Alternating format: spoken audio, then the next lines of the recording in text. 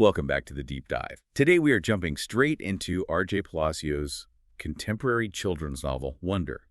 It just, exploded onto the scene back in 2012.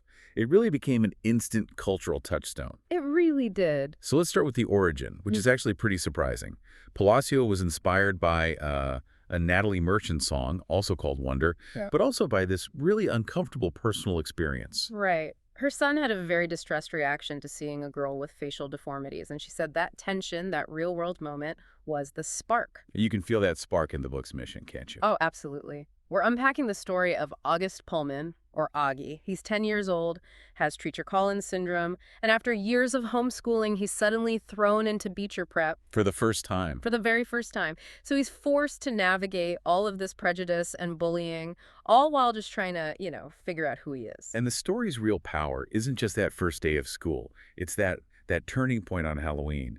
The betrayal. Oh, it's brutal. Auggie overhears his one friend, Jack Will, joining in with the antagonist, Julian, making these cruel jokes. And that moment it fractures everything. It creates this huge rift that basically divides the entire fifth grade. And that rupture strains the whole family, too. We see his older sister, Via, dealing with her own stuff. Her best friend, Miranda, is pulling away. Right. And all that shared pain, it sort of comes to a head through a classic, almost literary device. The family dog, Daisy. The death of the dog, yeah. It forces the family back together right before Auggie has to face his final challenge on the school trip. Let's talk about that resolution, the 3-day nature reserve trip. Julian isn't there, which is key. It clears the stage, yeah. And when Auggie and Jack get confronted by these older kids from another school, it's Julian's own friends who actually defend them. It's this moment of collective protection. And that's the mechanism Palacio uses to move the story very quickly from total exclusion to Auggie's full acceptance. Which culminates in him winning the Henry Ward Beecher Medal at graduation. And that climax, it clearly resonated. I mean, the scale of this success was just enormous. It was translated into 29 languages, sold 5 million copies in the U.S. by 2017 alone. Not to mention winning major awards like the Mark Twain Award. Exactly. So the awards were piling up, but the deeper dive here shows that the conversation, especially among disability advocates, was really just getting started.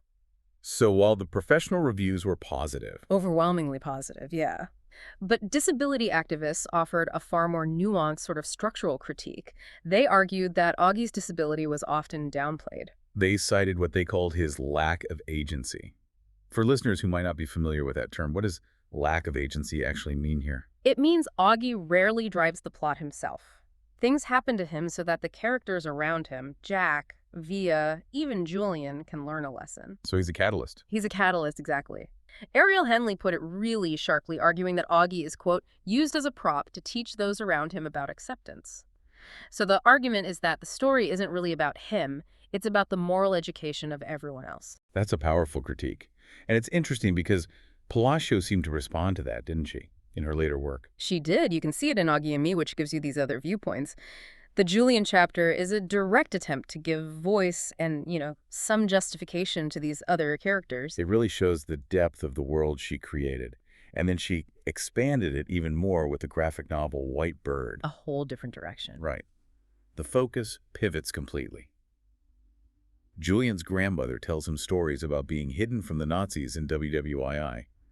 It transplants those themes of courage and kindness into a totally different historical context. So we're left with this paradox.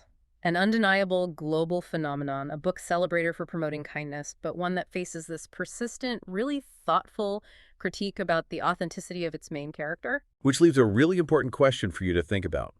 If a novel's goal is to promote kindness and acceptance on a global scale, which Wonder clearly did across 29 languages, does that huge educational reach justify the structural critiques about the main character's lack of agency? It really makes you consider the balance between positive messaging and truly authentic representation.